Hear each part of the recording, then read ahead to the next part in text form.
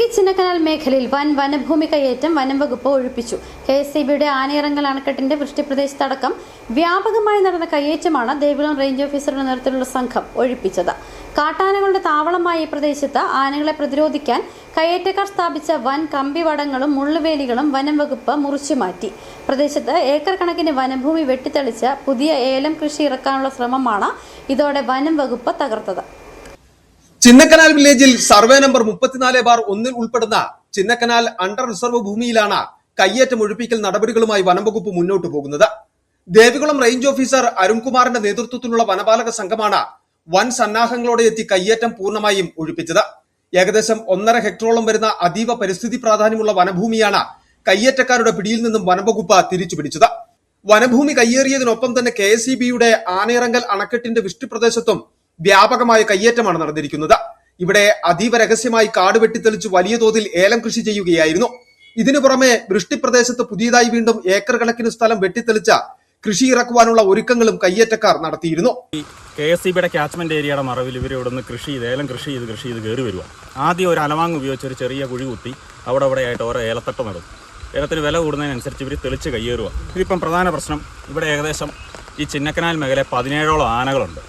ഈ ചക്കക്കൊമ്പൻ എന്ന് പറയുന്നത് ഇവിടുത്തെ ഒരു പ്രോമിനൻ്റ് ആയിട്ടുള്ള എലിഫൻ്റാണ്. അത് മസ്ത് സമയമാണ്. അപ്പോൾ ഇതിനെ ഒന്ന് ഓടിക്കാൻ RRT ടീം ഡെപ്യൂട്ടി റേഞ്ചറിനെ നേരത്തെ നോക്കിയിട്ട് ഇത് പോരുന്നില്ല, ഇങ്ങോട്ട് കയറി പോകുന്നില്ല, കയറി പോയിട്ട് തിരിച്ചു വരിക. അപ്പം നമ്മൾ ഈ പ്ലാന്റേഷൻ കാട് പിടിച്ച് കിടക്കുന്ന ഭാഗം പരിശോധിച്ചപ്പം ഓരോ ഭാഗവും വടം കെട്ടി തിരിച്ചേക്കുക. വടം കെട്ടി തിരിച്ച് കയ്യേറ്റ മാഫിയ വടം കെട്ടി തിരിച്ചേക്കുക. അപ്പം നമ്മുടെ ജീവനക്കാരും വാച്ചർമാരും ഇവരോട് പറയുമ്പോൾ ഇവരെ ഭീഷണിപ്പെടുത്തി ഓടിക്കുക.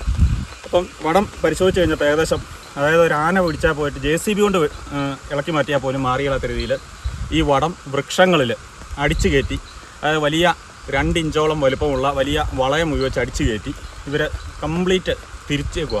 18ഓളം കാട്ടാനകൾ സ്ഥിരമായി തമ്പടിക്കുന്നതും സഞ്ചരിക്കുന്നതുമായ പ്രധാന ഇടവഴിയാണിത്. എന്നാൽ ആനകൾ കൃഷിയിടത്തിലേക്ക് ഇറങ്ങാതിരിക്കാൻ കയ്യേറ്റക്കാർ വൻ മരങ്ങളിൽ ഡ്രില്ലിംഗ് നടത്തി 2 ഇഞ്ചോളം കനമുള്ള കൂറ്റൻ കമ്പിവടങ്ങളും മുള്ളുവേലികളും ഉപയോഗിച്ച് ശക്തമായ പ്രതിരോധം തീർത്തിരിക്കുകയായിരുന്നു. JCB ഉപയോഗിച്ച് വലിച്ചാൽ പോലും പൊട്ടാത്ത രീതിയിലുള്ള വടങ്ങളാണ് ആനകളെ തടയാൻ ഇവിടെ സ്ഥാപിച്ചിരുന്നത്. ആനകളെ ഓടിക്കാൻ വനംവകുപ്പിന്റെ RRT ശ്രമിച്ചെങ്കിലും ഈ കമ്പിവേലികൾ കാരണം ആനകൾക്ക് ഉൾക്കാട്ടിലേക്ക് പിൻവാങ്ങുവാൻ കഴിഞ്ഞിരുന്നില്ല. ഈ തടസ്സങ്ങളാണ് കാട്ടാനക്കൂട്ടം വനത്തിലേക്ക് മടങ്ങാനാകാതെ നിരന്തരമായി ജനവാസ മേഖലകളിലേക്ക് ഇറങ്ങാനും മനുഷ്യ വന്യജീവി സംഘർഷം രൂക്ഷമാകുവാനും പ്രധാന കാരണമായതെന്ന് വനംവകുപ്പ് പറയുന്നു. വനംവകുപ്പ് ഉദ്യോഗസ്ഥരെയും വാച്ചർമാരെയും പ്രദേശവാസികൾ ആയുധങ്ങളുമായി ഭീഷണിപ്പെടുത്തിയിരുന്നു. എന്നാൽ വനംവകുപ്പ് ശക്തമായ നിലപാടിലൂടെ ഏലത്തട്ടകൾ പൂർണ്ണമായും പിഴുതുമാറ്റുകയും കട്ടറുകൾ ഉപയോഗിച്ച് കമ്പിവടങ്ങൾ മുറിച്ചുമാറ്റുകയും ചെയ്തു. മുള്ളുവേലികൾ നീക്കം ചെയ്യുന്നത് പൂർണ്ണമാകാത്തതിനാൽ വരും ദിവസങ്ങളിലും നടപടി തുടരും. 1986 കേരള വൃക്ഷ സംരക്ഷണ നിയമം section 5, section 1, Kerala forest act എന്നിവ പ്രകാരം വനംവകുപ്പ് കേസ് രജിസ്റ്റർ ചെയ്തിട്ടുണ്ട്. കയ്യേറ്റത്തിന് പിന്നിൽ പ്രവർത്തിച്ച പ്രതികളെ കണ്ടെത്തുവാനുള്ള അന്വേഷണം ഊർജിതമാക്കിയിരിക്കുകയുമാണ്.